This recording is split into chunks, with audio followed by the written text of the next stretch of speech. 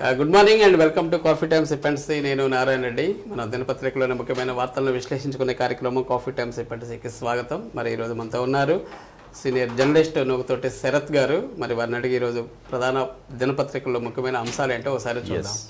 Good morning Sarath గారు. నారాయణ రెడ్డి గారు. Very good morning and welcome to coffee time. ఒకసారి మన ప్రకాశం డిస్ట్రిక్ట్ న్యూస్ లైక్ వెళ్లే ముందు ఒకసారి మెయిన్ హెడ్లైన్స్ ఏంటో చూద్దాం. సో ముందుగా సాక్షిలో చూస్తాయి, ఇక జూన్ నుంచి 3వ టర్మ్ ఎన్డీఏ ఘన విజయం ఖాయమని, జూన్ నుంచి తమ 3వ టర్మ్ పాలన మొదలవుతుంది ప్రధాని మోడీ ధీమా వ్యక్తం చేశారు. అలానే అగ్నిపథ్ను రద్దు చేస్తాం, తాము అధికారంలోకి వస్తే అగ్నిపథ్ను రద్దు చేసి పాత నియామక పద్ధతిని తీసుకొస్తామని చెప్పేసి కాంగ్రెస్ అధ్యక్షులు ఖర్గే చెప్పారు. అంటే సైన్యంలో చేరడం కోసం బీజేపీ ప్రభుత్వం ప్రవేశపెట్టింది అది. ఇక గజల్ గాయకుడు కన్నుమూత, చిట్టి ఆయి హై అంటూ సంగీత ప్రియులను ఉరుతొలగించిన గజల్ గాయకుడు పంకజ్ ఉదాస్ తుది శ్వాస విడిచారంట. ఇక కేజ్రీవాల్ 7వసారి ఢిల్లీ మద్యం పాలసీ కుంభకోణం వ్యవహారంలో ఢిల్లీ సీఎం కేజ్రీవాల్ 7వసారి కూడా ఈడీ విచారణకు హాజరు కాలేదు. సో ఇవి. ఇక మన స్టేట్ న్యూస్లో చూస్తే, కుప్పంలో కృష్ణా జలాలను విడుదల చేసిన సీఎం జగన్, బీడు భూముల్లోకి బిరబెర, నవరత్నాలతో కుప్పానికి 57 నెలల్లో 1400 కోట్లు అందించాం సీఎం జగన్. ఇక ఆశలతో ఉచ్చు, ఎన్నో ఇళ్లలో చిచ్చు, ఇదే మార్గదర్శి ఆర్థిక కుతంత్రం, పక్కా పన్నాగంతో అప్పుల ఉచ్చులోకి చందాదారులు. ఇక స్కిల్ కేసులో చంద్రబాబు బెయిల్ను రద్దు చేయాల్సిందే, ఆయన కుటుంబ సభ్యులు అధికారులను బెదిరిస్తున్నారు అని చెప్పేసి ఒక వార్త. ఇక బాబు లేలా కేడర్ గోల, ఎవరిని ఎక్కడి నుంచి పోటీ చేయిస్తున్నారో తెలియక టీడీపీలో గందరగోళం. ఇక ఉత్తరాంధ్రకు ఊతం, శృంగవరపు కోటలో ఎంఎస్ఎంఈ పార్కు 530 కోట్లతో జేఎస్డబ్ల్యూ ఇండస్ట్రియల్ పార్కు అభివృద్ధి. ఇక 8 మంది ఫిరాయింపు, ఎమ్మెల్యేలపై అనర్హత వేటు, అనర్హులుగా వైఎస్ఆర్సీపీ నుంచి 9, టీడీపీ నుంచి 9. సో ఇవి సాక్షిలో వచ్చిన ప్రధాన వార్తలు. ఓకే. ఇక ఈనాడులో చూస్తే, ఒక రోజులోనే తెగిపోయింది విశాఖ బీచ్లో కొట్టుకుపోయిన ఫ్లోటింగ్ వంతెన, ఆదివారం ప్రారంభించిన వైవి సుబ్బారెడ్డి, మరుసటి రోజే ఘటన, సందర్శకులు లేకపోవడంతో తప్పిన పెను ప్రమాదం. ఇక 5 ఏళ్లలో 500 కోట్ల అక్రమార్జనలో తోపులు, ఉమ్మడి అనంతపురం జిల్లాలో ప్రజాప్రతినిధి సోదరుల అరాచకం, శ్రీకాకుళంలో కడపరెడ్ల పెత్తనం ఏంటని చెప్పేసి మంత్రి ధర్మాన ప్రసాదరావు సంచలన వ్యాఖ్యలు. ఇక తెదేపా జనసేన పొత్తు సూపర్ హిట్, అభివృద్ధి నా పంతం, ఉత్తరాంధ్ర ద్రోహి జగన్మోహన్ రెడ్డి, 99 మంది అభ్యర్థులను ప్రకటించి యుద్ధానికి మేము సిద్ధం అంటున్న చంద్రబాబు. ఇక ప్రాంతాలకు అతీతంగా పథకాల అమలు, చిత్తూరు జిల్లా శాంతిపురం సభలో సీఎం జగన్. ఇక వైకాపా నేతల వికృత క్రీడల్లో హనుమ విహారీ అవుట్, రంజీ జట్టు కెప్టెన్సీ నుంచి విహారీని పీకేశారు. ఇవి ఈనాడులో వచ్చిన ప్రధాన వార్తలు. ఇక చివరిగా ఆంధ్రజ్యోతిలో చూస్తే, ఎట్టకేలకు అనర్హత, 8 మంది ఎమ్మెల్యేలపై ఎన్నికల ముంగిట వేటు. ఇంకా సేమ్ అవే రాజకీయాలు. చంద్రుడిపై నిద్ర లేచిన స్లిమ్, జాబిలిపై కఠిన రాత్రిని తట్టుకొని నిలబడిన జపాన్ ల్యాండర్. ఇవే సార్. ఇంకొక బాగా ఒక నిర్లక్ష్యం, 3 టైరు పంచర్లు, 10 మంది ప్రాణాలు తీసిన రోడ్డు ప్రమాదాలు, 34 మందికి గాయాలు. నిన్న చాలా ప్రమాదాలు జరిగాయి. మనం ప్రధానంగా ఇవి సార్ స్టేట్ లో ఉన్న స్టేట్ అంటే జాతీయ వార్తల్లోకి వస్తే, మనం గజల్ గాయకుడు ఉన్నాడు సార్. అవును, ఆయన అద్భుతమైన గాయకుడు పంకజ్ ఉదాస్. గజల్ గాయకుడు వారు కొన్నేళ్ళుగా అనారోగ్యంతో సార్. ముంబై నిన్న హాస్పిటల్. ఆయన దాదాపు 70 సంవత్సరాలు ఉంటాయి ఆయనకి, 70 సంవత్సరాలు. అయితే గజల్ అనేది భారతదేశ ప్రజలు బాగా ఎంజాయ్ చేసింది ఆయన గజల్ మీదే. ఆయన చాలా అద్భుతంగా ప్లే చేస్తాడు. అటువంటి కళాకారుడు మృతి చెందటం నిజంగా ఎవరైనా చనిపోవాల్సిందే. కానీ సంగీత ఇచ్చిన సందర్భంలో అవును సంగీత ప్రియుల్ని. సో ఆయన మృతికి మనం కూడా సంతాపం వ్యక్తం చేద్దాం. ఇంకొకటి ఏంటంటే, నిన్న నిర్లక్ష్యం ఒకటి అంటే, వైజాగ్లో ఆ బ్రిడ్జి పెట్టాడు చూడండి, బీచ్ క్యాంట్. అదే దాన్ని ఏమంటారు, బీచ్ క్యాంట్స్. ఇది ఒక రోజులో తెగిపోయింది. ఎంత అధికారుల నిర్లక్ష్యం. అవును, ఎంత నిర్లక్ష్యం చూడు. ఏముంది దాంట్లో ఉండాలనుకోండి, వాళ్ళ ప్రాణాలు గల్లంతాయి కదా. ఆదివారం జనాలు ఉంటే ఎంత ఇబ్బంది కలిగింది, అది ఎంత ఇబ్బంది. దాదాపు 3 కోట్లు ఎంత ఉంటుంది. బడ్జెట్ తక్కువైనా కానీ ప్రాణాలు అనేవి చాలా ఇంపార్టెంట్ కదా, దాని నిర్లక్ష్యం ఉండకూడదు. అవును. సో అదొకటి. ఇక మన జిల్లా వార్తలకి వెళ్దాము సార్. ఇంటర్ 10 పరీక్షలకు అన్ని సర్వం సిద్ధం చేస్తున్నారా అధికారులు? మార్చి 1 నుండి 20వ తేదీ వరకు ఇంటర్ పరీక్షలు సార్. తర్వాత మార్చి 18 నుండి 30వ తేదీ కంటిన్యూ అవుతుంది. ఇంటర్ అయిపోతేనే 2 రోజులు గ్యాప్ అంతే. 10th కిను దీనికి అప్ టు 28th వరకు ఇంటర్వ్యూ ఉన్నాయి సార్. అంటే వేరే కొన్ని వొకేషనల్ వాటికి 30 వరకు 10 పరీక్షలు. జిల్లాలో సమస్యాత్మక పరీక్షా కేంద్రాలను గుర్తించి జాగ్రత్తలు తీసుకున్న వివరాలు కరెక్ట్. గతం కంటే ఇప్పుడు పిల్లలు ఒత్తిళ్ళకి లోనయ్యే ప్రమాదాలు ఎక్కువ ఉన్నాయి. మనం గతంలో అనుకున్నాం ప్రెస్టేజీగా తీసుకుంటున్నారు. ఒక్క మార్కు వాడు ఫస్ట్ క్లాస్ స్టూడెంటే, కానీ ఒక్క మార్కులు ఏదైనా సబ్జెక్ట్లో పోయిందనుకో వాడు బాగా నర్వస్ ఫీల్ అవటం, అవమానం కదా అంటారు కదా. తల్లిదండ్రులు సాటి తల్లిదండ్రులు వేరే వాళ్ళు అంటారు, వాళ్ళ ఆయనే భలే చదువుతున్నాడు లాస్ట్లో ఫెయిల్ అయ్యాడని ఒక్క మాటే చాలు అది. సో దీనికి సంబంధించి కంపారిజన్ అనేది చేయకూడదు.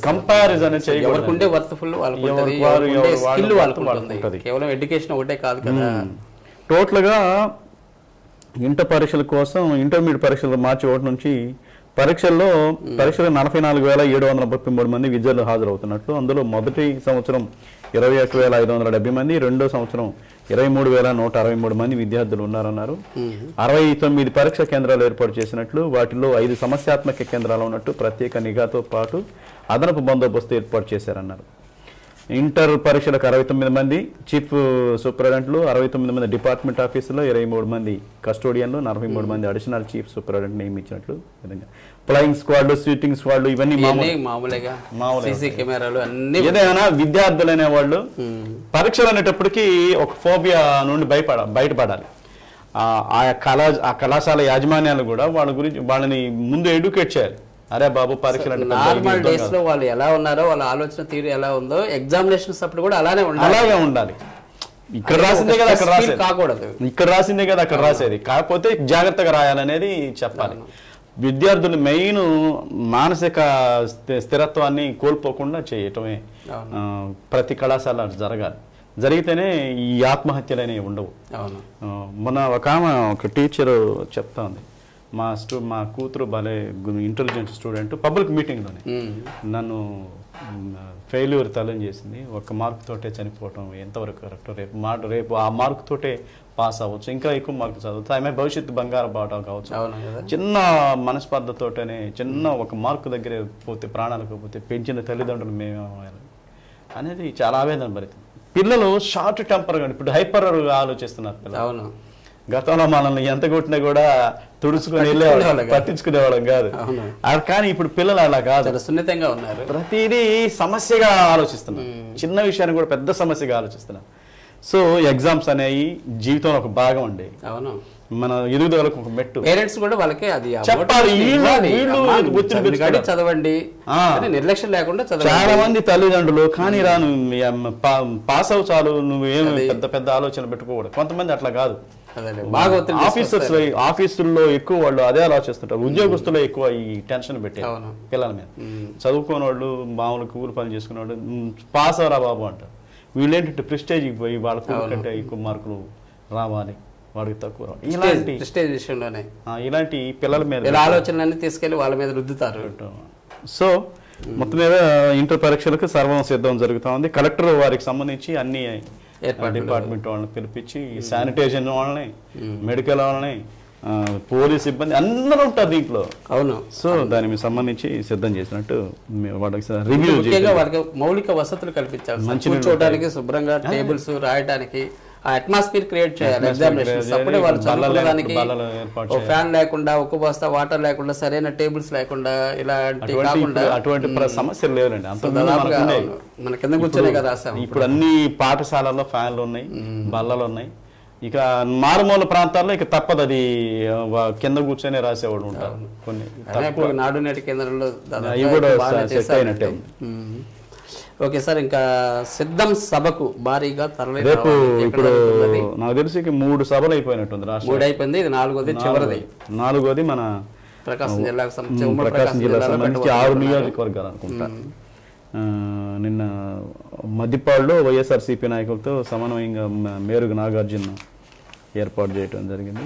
10 జిల్లాల నుండి 10 అసెంబ్లీ నియోజకవర్గాలు అంటే మినిమం 10 లక్షలు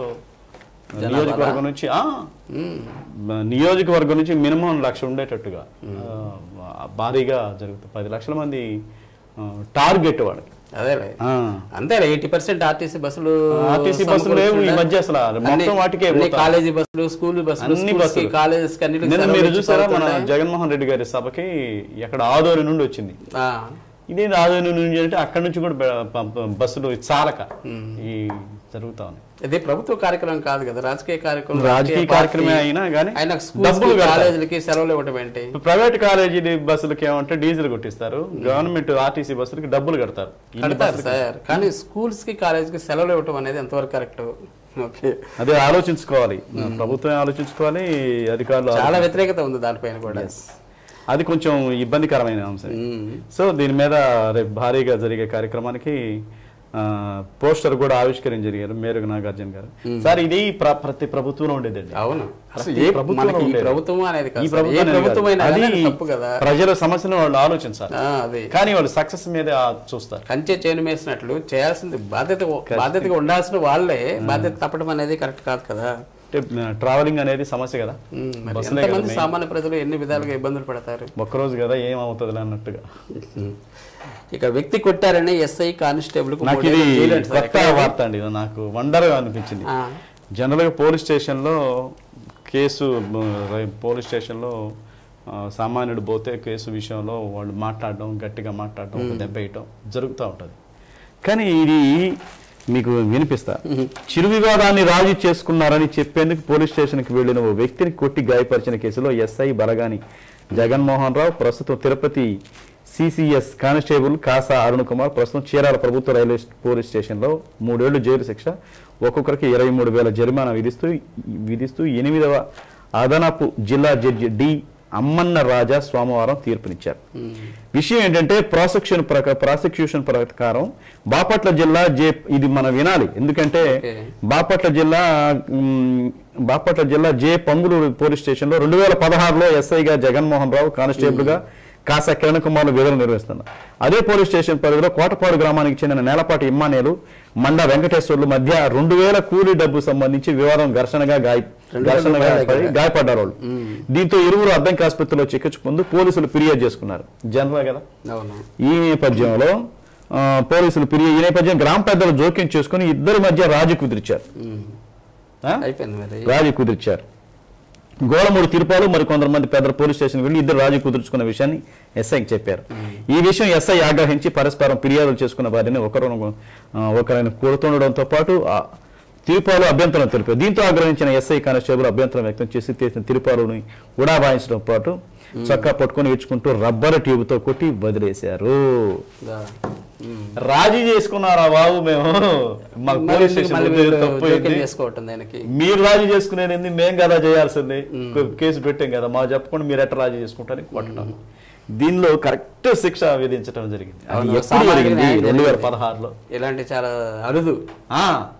2016లో అంటే వాళ్ళు ఏదో ఆవేశాల మధ్య వాళ్ళు ఘర్షణ పడ్డారు. అసలు పోలీస్ స్టేషన్లో కూడా కౌన్సిలింగ్ కేంద్రాలు ఉన్నాయి, ఆ కౌన్సిలింగ్ కేంద్రాలు సక్రమంగా పనిచేయవు. ఎందుకంటే పోలీస్ స్టేషన్ లో జరిగే బాగోతారు మాక్సిమం వాటిని రాజీ చేయడానికి ప్రయత్నం చేస్తారు. అవును పక్షంలో అప్పుడు కేసులు ఎఫ్ఐఆర్ పెడతారు. మాక్సిమం కొన్ని కేసులు ఉన్నాయి, భార్య భర్తల కేసులు. మీరు మహిళా శిశు సంక్షేమ శాఖ ఉంది, అక్కడ ఒక పెట్టారు, పిల్లల్ని భార్య భర్తలు వదిలేసి పిల్లల్ని వదిలిపేసిపోతారు. ఇటువంటి కౌన్సిలింగ్ కేంద్రాలు ప్రతి పోలీస్ స్టేషన్ ఉంటాయి. అవి ఎంతవరకు సబబుగా పనిచేస్తున్నాయి? పోలీసులకు వీళ్ళంటే ఒక కేసు వచ్చిందనుకోండి, దాని విషయంలో వేరే విధంగా ఆలోచించి డబ్బులు వసూలు చేసుకునే కార్యక్రమాలు ఉంటాయి. ఇది పబ్లిక్ అందరికి తెలిసిందే. సో ఈ విషయంలో ఇద్దరికి 3 ఏళ్లు జైలు, ఎప్పుడు 2016 కొత్తగా ఉంది మనకి. అది న్యాయస్థానాలు ఇటువంటి శిక్షలు వెయ్యారండి, వేస్తేనే వాళ్ళు కొంచెం జాగ్రత్తగా. మేము రాజీ పడ్డారా బాబు, మాకు వద్దు, మాకు ఈ గొడవలు వద్దు, పోలీస్ స్టేషన్ రెగ్యులర్గా చూసుకునేవాడు అంటే పెద్ద మనుషులను కొట్టి విందులను కొట్టి చూస్తే కాకి డ్రెస్ వేసుకుంటే మేము ఏం చేస్తాం అనేది తప్పు కదా. పరుష పదజాలం కూడా ఉపయోగించకూడదు. అంటారు ప్రతి అర్జీ పరిష్కారం కావాలని చెప్పేసి ఒక వార్త వచ్చింది సార్, ఏంటిది? నిన్న నిర్దిష్ట వ్యవధిలో క్షేత్రస్థాయిలో పరిష్కరించాలి స్పందన నిర్వహించిన కలెక్టర్ దినేష్ కుమార్. సమస్యలు మీరు గమనించండి, మీరు నిశ్చితంగా 1 వారం 2-3 వారాలు కలెక్టర్ గ్రీవెన్స్ లో ఉంటే వచ్చిన గ్రీవెన్ మంచిగా వచ్చేస్తుంది. అవే రిపీట్ అవుతాయి. క్షేత్రస్థాయిలో వీళ్ళేంటి కలెక్టర్ వీళ్ళు రిఫరెన్స్ రాసిస్తుంటారు ఆ జిల్లా ఆ మండలానికి. అది కూర్చొని వాడిని పిలిపించి ఒకసారి సీరియస్ గా మాట్లాడటం కుదిరితే పరిష్కారం అవుతాయి. ఎక్కువ రెవెన్యూ సమస్య, ఒకటి పట్టా ఒకటి రాసేయటం, ఆన్లైన్ చేయటం, ఇవన్నీ. సో ప్రతి కలెక్టర్ మాట్లాడు, ప్రతి అధికారులు చేసే తప్పులకు సామాన్యులు బలైపోతున్నారు. వాళ్ళు నిర్లక్ష్యంగానే జాబ్ వచ్చిందంటే ప్రజలకు న్యాయం 10% న్యాయం చేయాలి, 10%లో కనీసం 5% న్యాయం చేయాలి కదండి. అంతేగా. సీట్లో కూర్చోక తలకే ఆయన ఏదో కొండలు బద్దలు కొట్టినట్టు, బద్దలు కొట్టి కూర్చున్నట్టు, ఎవరైనా అర్జీదారుడు ఏంది తొందరగా ఉండు అని విసిగించుకునేవాడు చాలా మంది. నిర్లక్ష్య ధోరణి, నిర్లక్ష్యమైన ఒక ఇది అంటే వాడిని ఏం చేయలేవారని, అతను ఏం చేయలేరు, నేను ప్రభుత్వ ఉద్యోగిని, నా మీద డిపెండ్ అయి ఉన్నారు మీరు, మన కోసం వాళ్ళు వచ్చారు కాబట్టి మనం చెప్పినట్టు వినాలి. ఈ అహంకార ధోరణి సమస్యల పరిష్కారం కాకుండా జరుగుతుంది. అవును, తిరిగితేనే కదా జిల్లా కలెక్టర్ దగ్గరకు వచ్చేది. ఎక్కడో నుండో ఎర్రగొండపాలెం నుండి వాళ్ళు ఎంత వ్యయ ప్రయాసాలు పైగా ఎక్కడికి వచ్చిన తర్వాత పరిష్కారం అయిద్దో అవుతాం. అవును, మళ్ళీ తిప్పి తిరుగుటప్పలాగా వెళ్ళాలి.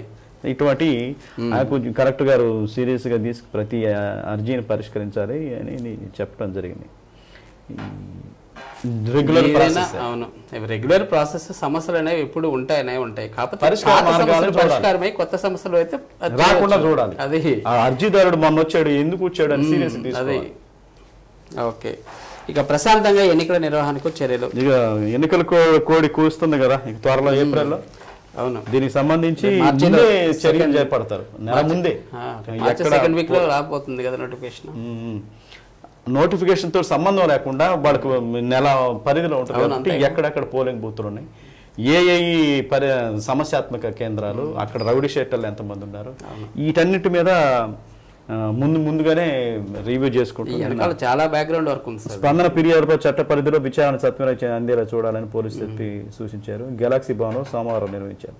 అదే నిన్న టోటల్గా సార్వత్రిక ప్రశాంతంగా నిర్వహణ చర్యలు తీసుకుంటున్నట్లు ఎస్పీ పరమేశ్వర రెడ్డి అన్నారు. దాదాపు 19 సమస్యా కేంద్రాలు ఉన్నాయండి. సమస్యల కేంద్రాలు 19 జిల్లాలు.